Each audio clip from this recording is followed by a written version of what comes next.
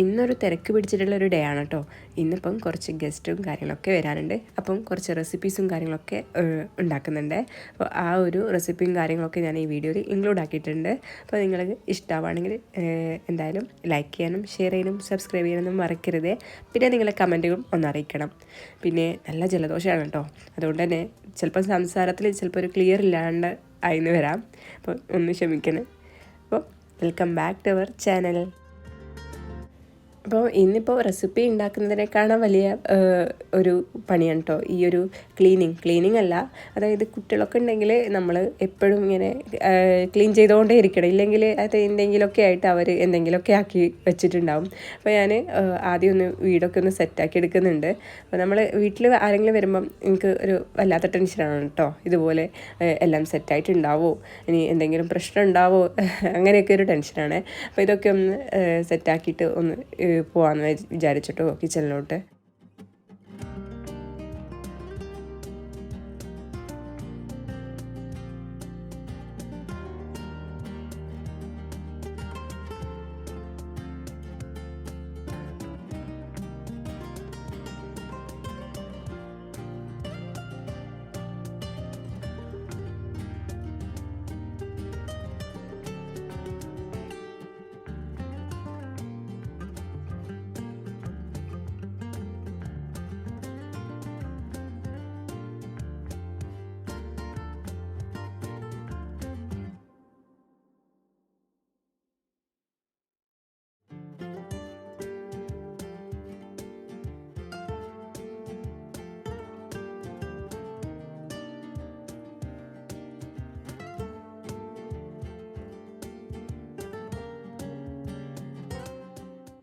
അപ്പോൾ വരുന്നത് അവർ വൈകുന്നേരമാണ്. അപ്പോൾ നമ്മൾ സ്നാക്സിനുള്ള കാര്യങ്ങളൊക്കെയാണ് റെഡിയാക്കി എടുക്കുന്നത്.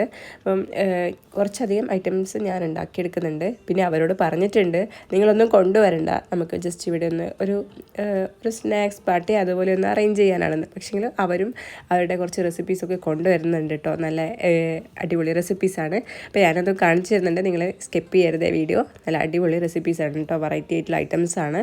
അപ്പോൾ ഫസ്റ്റിന് ഈ ഒരു പഴം നിറച്ചതാണ് ചെയ്യുന്നത്. പഴം നിറച്ചത് അതിൻ്റെ റെസിപ്പിയൊക്കെ എല്ലാവർക്കും അറിയാമല്ലേ, അതുകൊണ്ട് തന്നെ പ്രത്യേകിച്ചൊന്നും അതിൻ്റെ ആ ഒരു വീഡിയോ ഒന്നും എടുത്തിട്ടില്ല. അപ്പോൾ തേങ്ങ ഫില്ലിങ്ങാണ്, അതിൽ പഞ്ചസാരയൊക്കെ ആഡ് ചെയ്തിട്ടുള്ള ഒരു ഫില്ലിങ്ങാണ് കേട്ടോ. അപ്പോൾ അത് ഒന്ന് നിറച്ചിട്ട് കൊടുക്കുന്നുണ്ട്. പിന്നെ ഒരു 3-4 ലൈൻ ഇട്ട് കൊടുത്തിട്ടുണ്ട് കേട്ടോ ഈ പഴത്തിൻ്റെ മേലെ. അങ്ങനെ ആകുമ്പോൾ നമുക്ക് എല്ലാ സ്ഥലത്തും ആ ഒരു ഫില്ലിങ് എത്തും. ഇല്ലെങ്കിൽ ചില സ്ഥലത്ത് എത്തില്ല, സ്ഥലത്ത് തേങ്ങ കുറവായിരിക്കും, അങ്ങനെ ഒരു പ്രശ്നം വരും. അപ്പോൾ അതുകൊണ്ട് ഞാനിപ്പം ഈ ഒരു 3-4 വര ആ ഒരു പഴത്തിന് ഇട്ട് കൊടുത്തിട്ടുണ്ട്.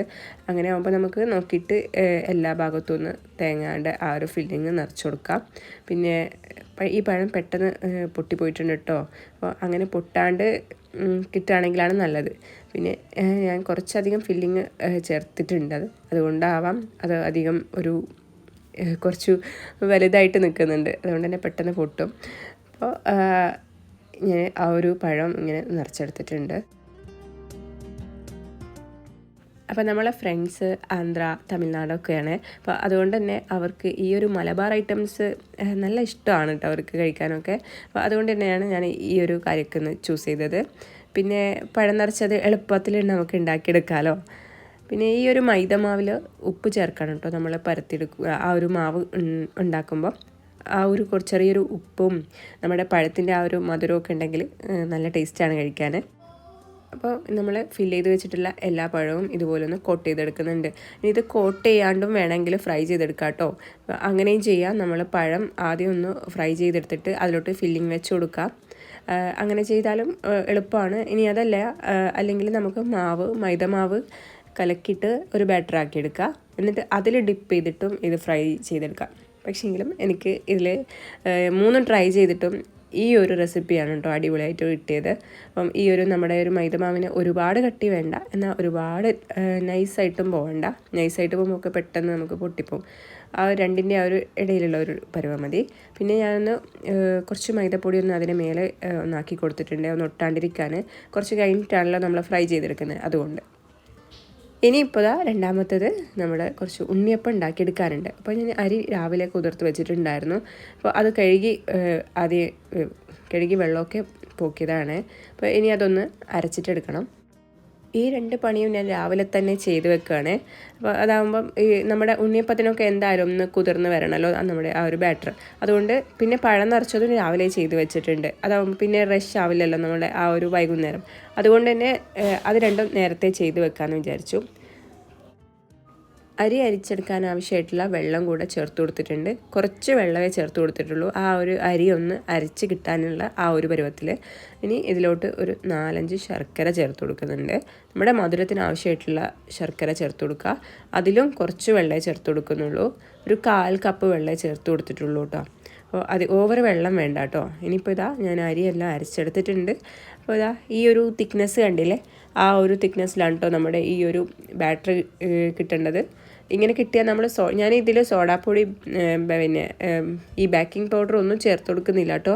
നമ്മുടെ ഒരു തനി നാടൻ സ്റ്റൈലിൽ അതൊന്നും ചേർക്കാണ്ട് നമ്മൾ എങ്ങനെ നല്ല പെർഫെക്റ്റ് ഉണ്ണിയപ്പം കിട്ടുക എന്നുള്ള ഒരു റെസിപ്പിയാണ് കേട്ടോ ഇത്. നല്ല തിക്നെസ് ആയിട്ടാണ് കേട്ടോ നമ്മുടെ ഈ ഒരു ബാറ്ററി ഇരിക്കുന്നത്. അപ്പോൾ ഇതുപോലെ തന്നെ വേണേ. അപ്പോൾ ഒരുപാട് വെള്ളം ചേർത്ത് ലൂസാക്കിയിട്ട് അരച്ചെടുക്കണ്ട. പിന്നെ ഞാൻ ഇതിലോട്ട് ശർക്കര വെള്ളമൊന്നും ചേർത്തിട്ടല്ല കേട്ടോ അരച്ചെടുക്കുന്നത്. ഞാൻ ഈ ഒരു അരി അരച്ചെടുത്ത ശേഷം ആ ഒരു മാവിലോട്ടാണ് ശർക്കര വെള്ളം ആഡ് ചെയ്ത് കൊടുത്തിട്ടുള്ളത്. പിന്നെ ശർക്കര വെള്ളം നല്ല ചൂടോട് കൂടിയാണ് ഉള്ളത്. അപ്പോൾ അത് ആ ഒരു മാവിലോട്ട് ഒഴിച്ചു കൊടുക്കുക. അപ്പോൾ ശർക്കര എന്തായാലും നമ്മളൊന്ന് അരച്ചിട്ട് ഒഴിച്ചു കൊടുക്കുക കേട്ടോ. ഇല്ലെങ്കിൽ ഒരുപാട് പൊടിയും കല്ലും ഒക്കെ ഉണ്ട് കേട്ടോ ഇപ്പോഴത്തെ ശർക്കരയിൽ. പിന്നെ പ്ലാസ്റ്റിക് കവർ വരെ ഉണ്ട്. അപ്പോൾ എന്തായാലും അതൊന്ന് നമ്മളൊന്ന് അരച്ചെടുത്തിട്ട് ആ ഒരു ശർക്കര വെള്ളം നമുക്ക് ഇതിലോട്ട് ഒഴിച്ചു കൊടുക്കാം. അപ്പോൾ ഈ ഒരു കൺസിസ്റ്റൻസിയിൽ നമ്മുടെ മാവ് കിട്ടിയിട്ടുണ്ട്. ഇനിയിപ്പം മൈസൂർ പഴമാണ് ചേർത്ത് കൊടുക്കുന്നത്. ഇത് അത്യാവശ്യം വലിയ പഴമാണ് കേട്ടോ. പിന്നെ ഞാൻ എപ്പോഴും ഉണ്ണിയപ്പം ഉണ്ടാക്കുമ്പോൾ കുറച്ചധികം പഴം ചേർത്ത് കൊടുക്കാറുണ്ട്. കാരണം എനിക്കതിൻ്റെ ആ ഒരു ടേസ്റ്റ്, ആ ഒരു ഫ്ലേവറും നല്ല ഇഷ്ടമാണ് കേട്ടോ. പിന്നെ പഴം നമ്മൾ ചേർത്ത് കൊടുക്കുന്നത് പോലെ ഇരിക്കും നമ്മുടെ അപ്പത്തിൻ്റെ ആ ഒരു സോഫ്റ്റ്നെസ്സൊക്കെ. ഒരു 3 വലിയ പഴം ചേർത്ത് കൊടുത്തിട്ടുണ്ട്. അത്യാവശ്യം വലിയ പഴമാണ് കേട്ടോ ഇത്. പിന്നെ അധികം പഴുത്ത് കിട്ടിയിട്ടുണ്ടായിരുന്നില്ല. എന്നാലും കുഴപ്പമില്ല കേട്ടോ, നല്ല ടേസ്റ്റ് ആയിരിക്കും നമ്മുടെ ഒരു അപ്പത്തിന്. ഇനി ഇതിലോട്ട് നമ്മുടെ ആ ഒരു അരിയുടെ മാവില്ലേ അതിനെ ഒഴിച്ചിട്ടാണ് ഞാൻ ഈ ഒരു പഴം ഒന്ന് ബ്ലെൻഡ് ചെയ്തിട്ട് അടിച്ചെടുക്കുന്നത്. അപ്പോൾ അതിലോട്ട് പ്രത്യേകിച്ചിട്ട് വെള്ളമൊന്നും ഒഴിച്ചു കൊടുത്തിട്ടില്ല. അപ്പം നമ്മുടെ ഈ ഒരു വെള്ളത്തിൻ്റെ കൺസിസ്റ്റൻസി നല്ല പെർഫെക്റ്റ് ആണെങ്കിൽ അപ്പത്തിന് നല്ലൊരു അടിപൊളിയായിട്ട് അപ്പം കിട്ടും കേട്ടോ. ഇനിയിപ്പോൾ 3 ടേബിൾ സ്പൂണ് മൈദ കൂടി ചേർത്ത് കൊടുക്കുന്നുണ്ട്. അപ്പോൾ നിങ്ങൾക്ക് വേണമെങ്കിൽ ആട്ട വേണമെങ്കിൽ ഉപയോഗിക്കാം. അപ്പം ഒരു 3 ടേബിൾ സ്പൂൺ മൈദ ഞാൻ ഇതിലോട്ട് ചേർത്ത് കൊടുക്കുന്നുള്ളൂ. കാരണം മൈദ ഒരുപാടാകുമ്പം ഒരു വലിഞ്ഞ മാതിരി ഇരിക്കും. പിന്നെ അതുകൊണ്ട് ഒരുപാട് മൈദ ചേർക്കുന്നില്ല കേട്ടോ. ഇനി ഇതിലോട്ട് നമുക്ക് കുറച്ച് പൊടിച്ച ജീരകപ്പൊടി ചേർത്ത് കൊടുക്കണം. അതുപോലെ കുറച്ച് പൊടിച്ചിട്ടുള്ള ഏലക്കാപ്പൊടി കൂടി ചേർത്ത് കൊടുക്കുക കേട്ടോ. എല്ലാം കുറച്ച് മതി, ഒരു 1/4 ടീസ്പൂണോളം മതി. പിന്നെ ആ ഒരു മധുരം ബാലൻസ് ആയി കിട്ടാൻ വേണ്ടിയിട്ട് കുറച്ച് ഉപ്പ് കൂടെ ചേർത്ത് കൊടുക്കുന്നുണ്ട്. എന്നിട്ട് എല്ലാം കൂടി ഒന്ന് മിക്സ് ആക്കിയ ശേഷം നമുക്കിതൊന്ന് ഫെർമെൻ്റ് ചെയ്യാൻ വേണ്ടി വെക്കാം.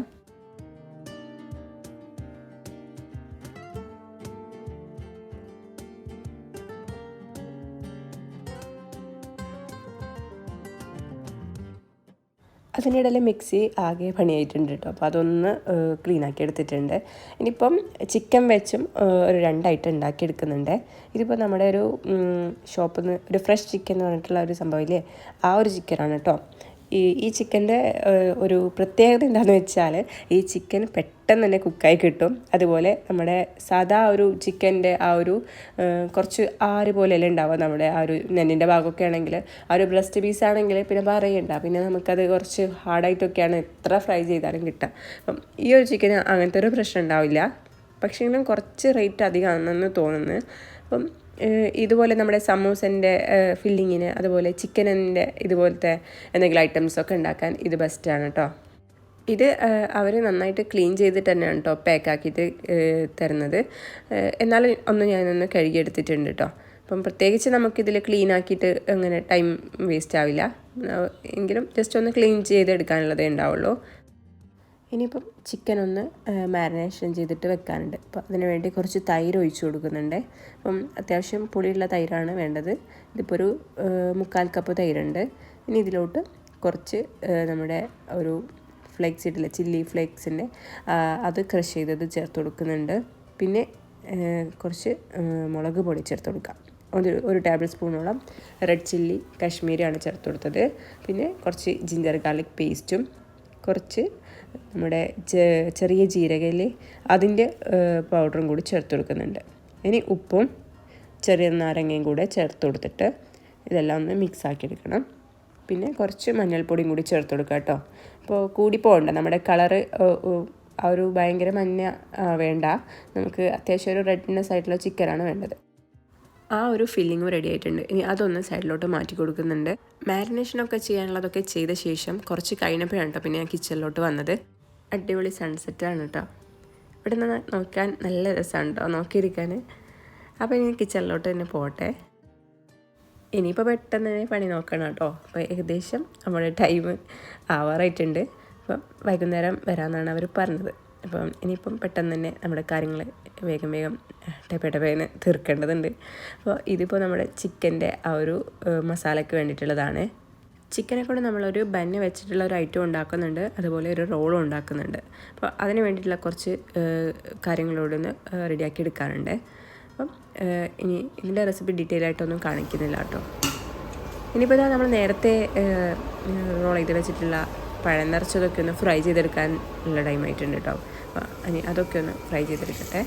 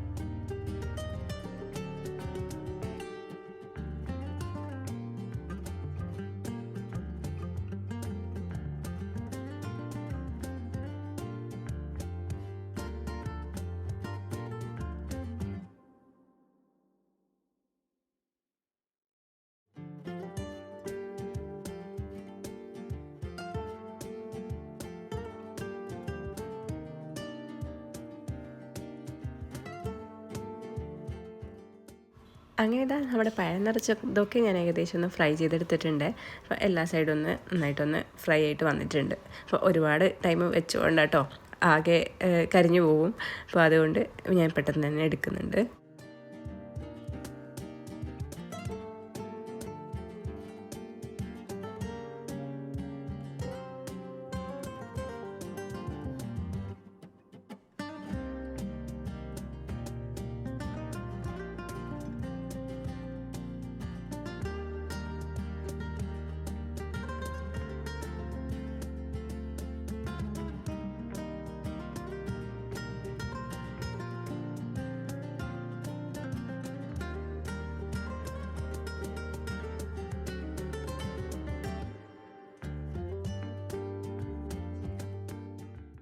ഇനിയിപ്പോൾ ഉണ്ണിയപ്പം റെഡിയാക്കി എടുക്കാനുണ്ട്. അതിലോട്ട് കുറച്ച് നെയ്യ് ഒഴിച്ചിട്ട് തേങ്ങാക്കൊത്തും അതുപോലെ നമ്മുടെ കരിഞ്ജീരകമൊക്കെ ഒന്ന് ചേർത്ത് കൊടുത്തിട്ടുണ്ട്. ഇനി ഇതും കൂടി ഒന്ന് ഫ്രൈ ചെയ്തെടുക്കാനുണ്ട്.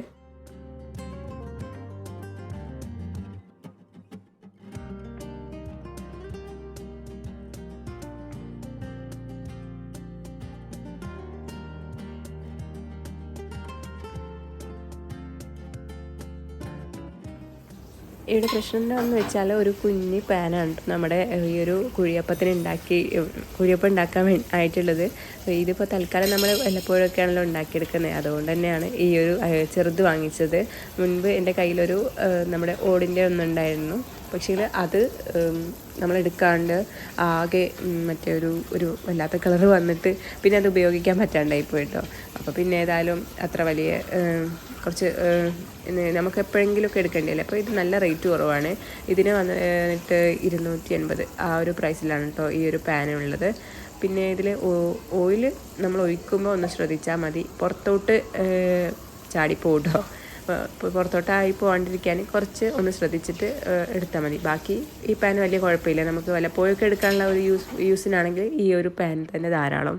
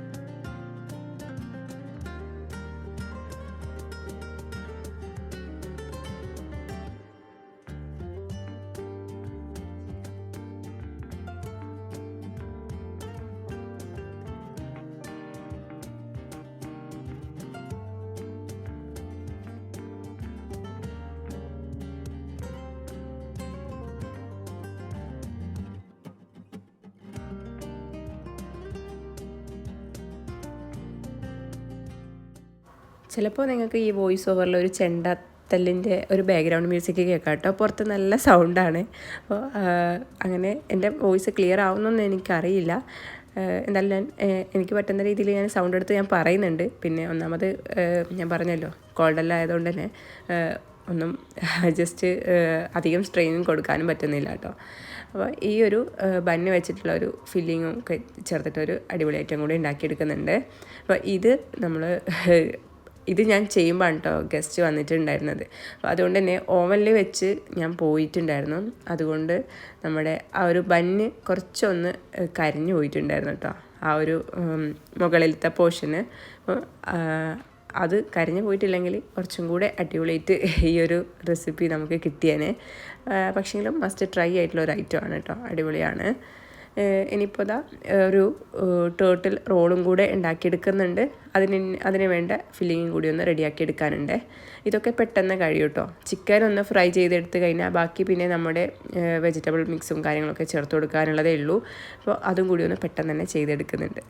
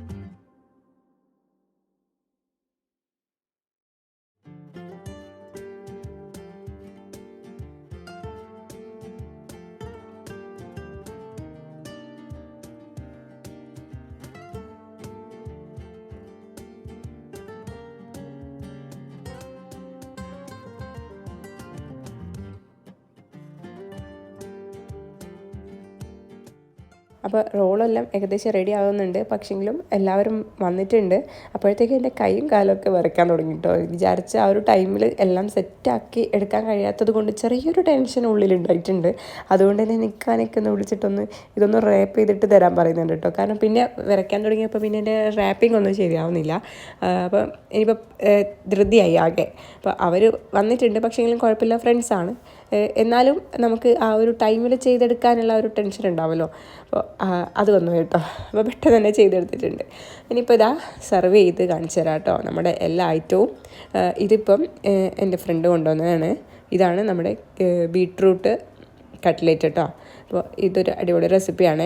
ഇത് നമ്മൾ പ്രത്യേകിച്ച് നമ്മളെ വെജ്ജുകാർക്ക് നല്ലൊരു ഓപ്ഷനാണ് കേട്ടോ. ഇതുപോലത്തെ ഐറ്റംസൊക്കെ ഇതാ കാണാനും നല്ല രസമുണ്ട് കേട്ടോ.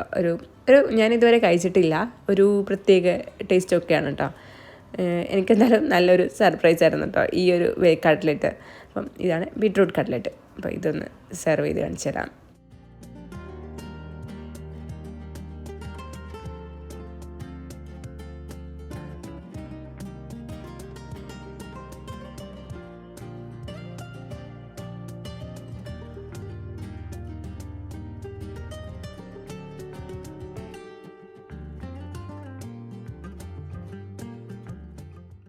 ഒരു ഭംഗിക്ക് വേണ്ടി കുറച്ച് മല്ലിയില ഇതുപോലെ വെച്ച് കൊടുക്കുന്നുണ്ട്.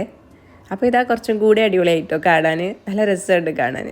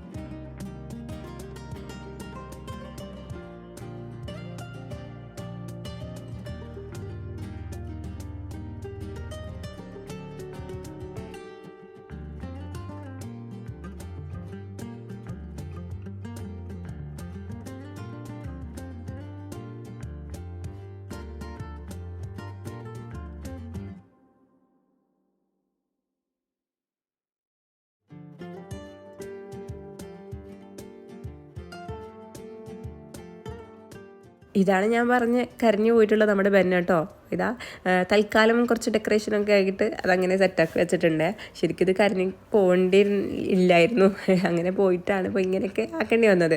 അപ്പോൾ കുറച്ചും കൂടി ഭംഗിയുണ്ടായേനെ അത് കരിഞ്ഞു പോയിട്ടില്ലായിരുന്നെങ്കിൽ കേട്ടോ.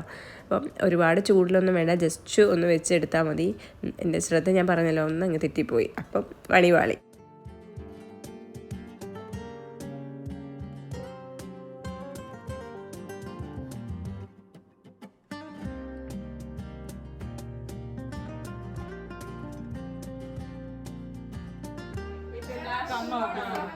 ഇതും അവർ കൊണ്ടുവന്ന ഒരു റെസിപ്പി തന്നെയാണ്. ഇത് നമ്മുടെ പായസമാണ്, ചെറുപയർ പായസം, പരിപ്പ് പായസമില്ലേ അതാണ്. പക്ഷേങ്കിൽ പരിപ്പ് കുക്കറിൽ വേവിച്ചിട്ട് അത് മിക്സിയിൽ അരിച്ചിട്ടാണ് കേട്ടോ ഈ ഒരു പായസം റെഡിയാക്കി എടുത്തിട്ടുള്ളത്.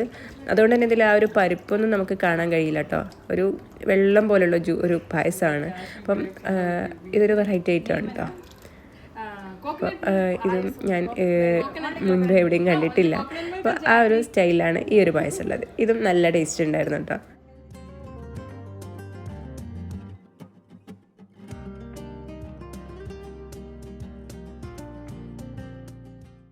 പിന്നെ ഇതാ നമ്മുടെ home made gulab jamun ready ആയിട്ടുണ്ട്. നല്ല അടിപൊളി ബ്രൗണിഷ് കളറിലൊക്കെ കേട്ടോ. കാണുമ്പോൾ തന്നെ കഴിക്കാൻ തോന്നുന്ന ഒരു ഐറ്റം. നല്ല ഇതും നല്ല ടേസ്റ്റ് ഉണ്ടായിരുന്നു.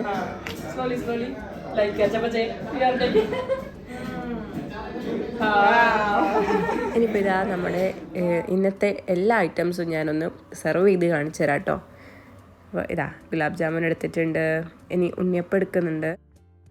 എല്ലാ ഐറ്റംസും ഒരു പ്ലേറ്റിൽ ആക്കി വെക്കാം കേട്ടോ നമുക്ക്. ഇനിയിപ്പോൾ ഇതാ വടയുണ്ട്, ഇതും അവർ കൊണ്ടുവന്നതാണ്. പിന്നെ പഴം നിറച്ചതുണ്ട്. പിന്നെ പഴം നിറച്ചതൊക്കെ എല്ലാവർക്കും ഇഷ്ടമായിട്ടോ. ഉണ്ണിയപ്പവും ഇഷ്ടമായിട്ടുണ്ട്. അപ്പോൾ ഇതൊന്നും അവരധികം കഴിക്കാത്തതുകൊണ്ട് അവർക്ക് നല്ല ഒരു പുതുമയുള്ള സാധനം എന്ന് പറയാം കേട്ടോ. അപ്പോൾ ഇതൊക്കെയാണ് നമ്മുടെ ഇന്നത്തെ റെസിപ്പീസും. ഇത് തന്നെയായിരുന്നു കേട്ടോ നമ്മുടെ ഡിന്നറും ഏകദേശം. കാരണം നമ്മൾ ഏകദേശം വൈകുന്നേരം ആയിട്ടുണ്ട് എല്ലാം ഒന്ന് സെറ്റാക്കി കഴിക്കാൻ. അപ്പോൾ പിന്നെ ഇനിയിപ്പോൾ ഡിന്നറിൻ്റെ ആവശ്യമൊന്നും ഇല്ലല്ലോ. അപ്പോൾ എല്ലാം കാലിയായിട്ടുണ്ട് കേട്ടോ. നമ്മുടെ വലിയവരും ചെറിയവരൊക്കെ ആയിട്ട് കുറച്ച് പേരുണ്ടായിരുന്നു. അതുകൊണ്ട് തന്നെ അത്രയ്ക്ക് നമ്മുടെ ഐറ്റംസും ഉണ്ടായിരുന്നുള്ളൂ. അപ്പോൾ ഇത്രയൊക്കെയാണ് നമ്മുടെ ഇന്നത്തെ വിശേഷം. അപ്പോൾ അടുത്ത വീഡിയോ വരും വരെ എല്ലാവർക്കും ബൈ ബൈ. താങ്ക്